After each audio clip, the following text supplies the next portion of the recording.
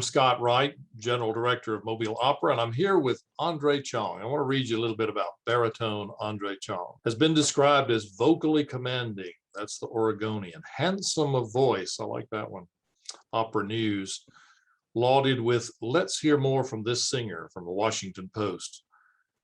He's sung with Opera Theater St. Louis, Glimmerglass Festival, Portland Opera, Virginia Opera, Dayton Opera, Opera Birmingham, Pensacola Opera Shreveport here in Mobile several times, Mississippi Opera, Opera Louisiana, and Painted Sky Opera.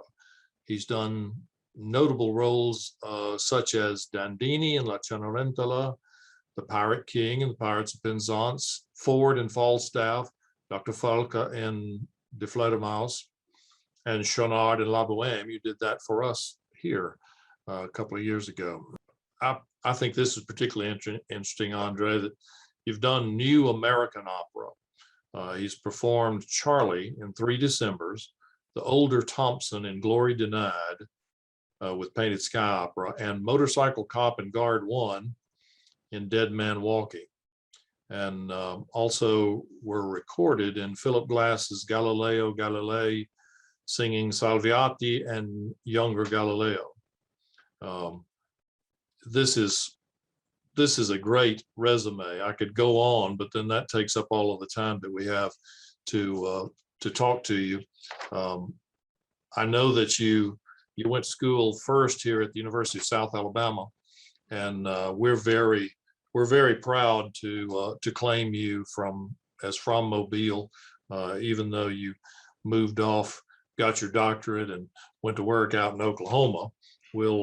We'll forgive you for that. But how are things on the Great Plains? They're doing all right. I can't complain. School's in session. We're all in person.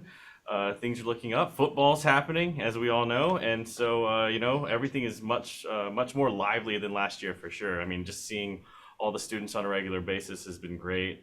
The opera companies in town are starting to pull back together and everything. So I think we're starting to really catch a wave and start, coming back together stronger. I mean, I watched some of the Verdi Requiem by the Met Chorus and Met Orchestra, and just it's great to see everyone just starting to do stuff again. It's really exciting, actually. Right. I can't wait for you to be back in Mobile to don the suit of lights as Escamillo in our Carmen, October 22nd and 24th. If you don't have tickets to that, then you better hurry, I think, you don't need a ticket, Andre, but speaking to the audience there, if you don't have a ticket, you need to hurry and get that. Escamillo's a real rock star. He's a bullfighter, and we have sort of different sentiments about bullfighting nowadays, but of course in the time that this is set in the 19th century, he's absolutely the height of celebrity. How do you prepare for a role like that? How do you get into this character of Escamillo, and what do you see him as a person? So Escamillo is a role I've always really wanted to do. I've covered it a few times. I've done the sort of the John Brooks tragedy of Carmen, where he sort of truncates everything into an hour and just throws out all the chorus. But the biggest thing is, beyond the musicality and the preparation and all that, is just getting a better idea for exactly who the character was, why he does his things, why he sings this aria, how and why he carries himself with the bravado that he has. And Escamillo is in one of the most dangerous professions in known history. You go out into the ring with a hungry, angry bull that's literally trying to gore you with his horns. And so it's a very I think there's sort of a c'est la vie sort of aspect to it. Like he's living life in the moment, living life as largely as he can, and really trying to perform at his best. And so for me, it's sort of I like to think of it as, every time we go out and sing, we are putting ourselves out there. We are like performing for an audience. It's a very extroverted, it's very look at me, look at what I can do. Like, this is what I've trained to do. And so in a lot of ways, bullfighting sort of is a corollary or singing, and opera singing especially, because it's at the biggest stakes with the largest orchestra, with all the costuming in the huge halls. And to me, it sort of has a good corollary with that, to sort of, bring forth that sort of real strong energy. Because every time Escamillo sings in the show, it is a huge moment. I think that's the cool part about Carmen. Anytime anyone has a solo, it's a big, just emotional, cathartic moment in the show. And that's, you don't see him in Act One, so yeah, when he comes in, he has to make a big show of it. Is he the love of Carmen's life, or does he see her as a fun date to have a pizza with? I think there are a lot of aspects of love that can be sort of expressed in a more, I would say their love is a little more secular than sacred in a lot of ways. They have a definite attraction to each other. I mean, Carmen is irresistible in the show. I mean, every time she's on stage, people are talking about her, people are looking at her, people are, wanting to get to know her. And so I think at this point when Escamillo comes in, with the Votoratos, there is a real strong draw between both of them, because he sees the magnetism she has, and she sees the magnetism he has with the entire crowd. And it's almost like two equals in terms of, I guess, popularity in a way, just like seeing the mutual attraction that can happen between both of them. I mean, the bullfighters were the rock stars of the day, and Carmen is in her own way this rock star of her community. Like, everyone knows who she is, knows what she's about. And I think they have mutually beneficial arrangements that happen in that way. I mean, both of them are very popular. They can help each other out and provide a little comfort, I guess. But I wouldn't say that they're. It's not a chaste love, but it is a love that sort of brews out of celebrity. I sometimes think of, and this is probably going a little too far, but I sometimes think of.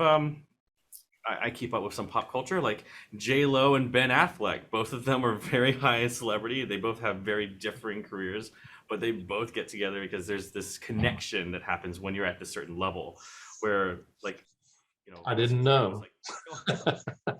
I wish I knew. But I think Escamillo sees Carmen as someone who gets the same amount of attention as he does, and can understand, like, being in the public eye all the time, not really, being able to be yourself in front of a lot of people, because you're constantly being looked at, you're constantly being judged for your acts and your actions. And I think there's a similarity between them, and that's why the power dynamic works so well when they get together, and why it sort of makes sense for them to continue getting together as it goes along. Because they're both of this sort of coolness scale, I guess. He brings out, of course, is in Don Jose, he brings out all of the jealousy and possessiveness that poisons the relationship between Jose and Carmen. Now, maybe it was on the rocks, before he showed up. I don't know, but he certainly didn't do anything to help it along. Is there any backstory there, you think, or is it just happenstance that these three wind up in this trisecular love affair? Well, I think, a lot of operas are about sort of the serendipity of the moment, right? And I think, the hangout place is the tavern, and it just so happened that there was the huge bullfight that day. It just so happened that Escamillo goes to this tavern. I don't think they really have any real connection before the moment in the tavern, because, I think, based upon really some of the texts from my research, there was a separation of worlds. I mean, Carmen was of a certain class, Jose is of a certain class, and Escamillo is of a certain class. And so it sort of has to have this sort of preponderance of situations to get them all together. But I think what Escamillo represents to Jose is everything Jose tries to be for Carmen. He tries to have this bravado. He tries to be like, oh, I can provide all of this for you. And these are things that Escamillo has in droves. He has money, he has acclaim, he has sway. He has all of these things, and that jealousy, you can see it sort of seething when the scene starts, and you can hear it as the show goes on. And like all of these things start pulling down, basically because you have these power dynamics and these sort of hierarchical, societal dynamics that come to play with basically going through Carmen. Carmen is kind of a linchpin because she's so magnetic that even the the richest and the most famous, the rock star, the matador of the day, is attracted to her. And also, Jose and the soldiers and the army, like all of these people were just like drawn to this one person. And I mean, it's part of why I think the show works so well. But I mean, it's also a great show as a mezzo vehicle, because to be honest, they don't have as many vehicles as some of the other voice parts. But it like really, I don't know, it's something really visceral about the way her part is written that really I think attracts all the other characters to her. I mean, you'll hear some of her own segments of music coming in and out of some of all the other characters' music, sort of infecting in a way everyone's musical language in a lot of capacities, and it's just really interesting how that works. Jose is I think particularly affected by it in a lot of ways through his art and other aspects of it, but Escamillo has his own theme that sort of keeps coming back every time he comes in. And to me, that's why they get along so well, Carmen and Escamillo, because they have equality, whereas Carmen knows that she has Jose like on the strung along on her finger, and so it's just not as fun to her, I guess, in a lot of ways. Escamillo has a very, very important role, of course, and absolutely glorious music to sing. But he's a catalyst to bring about a change that's already working between the other two. So the story is really the other two, and I think that's why Bizet gave us so much history about background about Carmen and about Jose, but we really don't know anything much about Escamillo. He shows up because he's supposed to be the passing comet that exerts a gravitational pull that throws the other two out of their orbit. Yeah, absolutely. Changes the dynamic. You have, as Escamillo, you have one of the greatest arias, one of the best known arias in all of opera. It's even been sung by Elmer Fudd. I mean, everybody has done this. Everybody wants to do this, even if they're not a baritone. Is that a lot of pressure to do something that is so well known, has been recorded so many times? How do you make it Andre's as opposed to repeating someone else? Yeah, so that's a good question. I mean, a lot of the operatic repertoire is repeated because they're masterpieces. They're so great. They're the staples of what we do, and so we always have the people we want to listen to. I remember listening to Sam Raimi sing this, and it's just we have very different voices, which has helped in my own interpretation. But I think the biggest thing for me is when going into a role, remembering who I am as a singer and who I am as an artist, and not trying to put my voice into another person's voice performing the role. And so, the things I do really well, I think, sort of are just, a little excitement. Some of the higher notes I can hold out a little longer than some other people, and just like, giving it my own spin, not quite following exactly what other people would do, and just allowing it to sort of bubble and simmer, and really just like boil over as I'm singing it through, and just finding the different colors in my own voice, as opposed to, again, trying to replicate Sam Raimi. Because if I tried to replicate Sam Raimi, I would just definitely fail. So it's more about what I personally have vocally and artistically and acting wise that I think can really work within the confines of Escamillo. Just showing off all the different colors of Escamillo, and not just I am a bullfighter, I can sing like a bullfighter. Because I think sometimes with this aria, it will fall into like, I just have to be the most machismo person ever. And I think, at least now in some of our interpretations, there are big moments for it to be like huge and grand. And there's tons of moments to bring it in and make it more intimate and like really draw in the crowd, and then, continue the big. Because a bullfight is not all just the bull charging the whole time.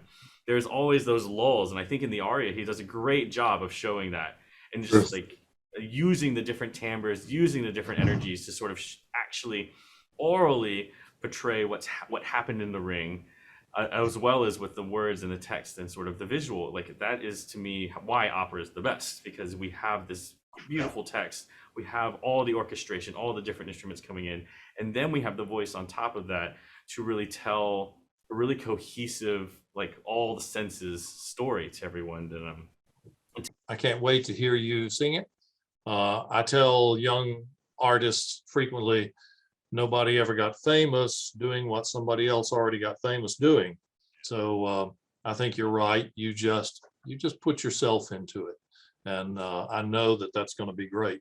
Anything else on your bucket list? Anything coming up that you want to tell us about? Um, well, so after Carmen, right after Carmen, actually, well, I get married, which is gonna be cool.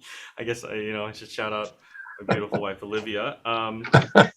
Or I guess this is our celebration. We're technically already married, but COVID wedding. We can talk about that later. But after that, we're actually doing a project of there's a Ned Rorem song cycle called "Evidence of Things Not Seen." It's a Yeah. 90-minute song cycle for 4 voices: the soprano, mezzo, tenor, and baritone. And we're actually doubling up on each part, and actually 3 universities in the Central Oklahoma region are sending faculty in, and we're doing a big joint concert and recording it for Texoma Nats.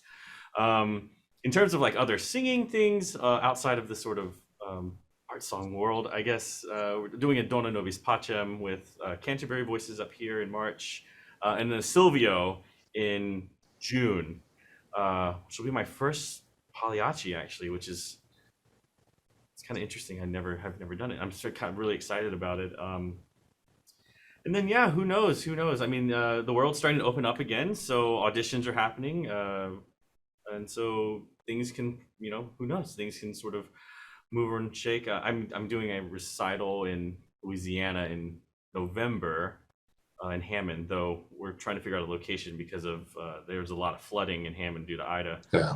So, but yeah, I mean, keeping busy, and singing as much as possible and singing live, and it's been great. We've done a few just outdoor concerts up here, and it's just been really nice to see people's faces again, like all of their faces, and Right. to be able to sing for people in person and Sure. live. I mean, the live voice is something that is truly unreplicable online. I mean, And singers got to sing. It's not just something you do. It's something that you have to do.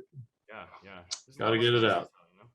Well, I'm really excited about your being here for Carmen, for Escamillo in October 22nd and 24th. And I look forward to seeing you then, my friend. Thank you very much for joining us today. Oh, thank you.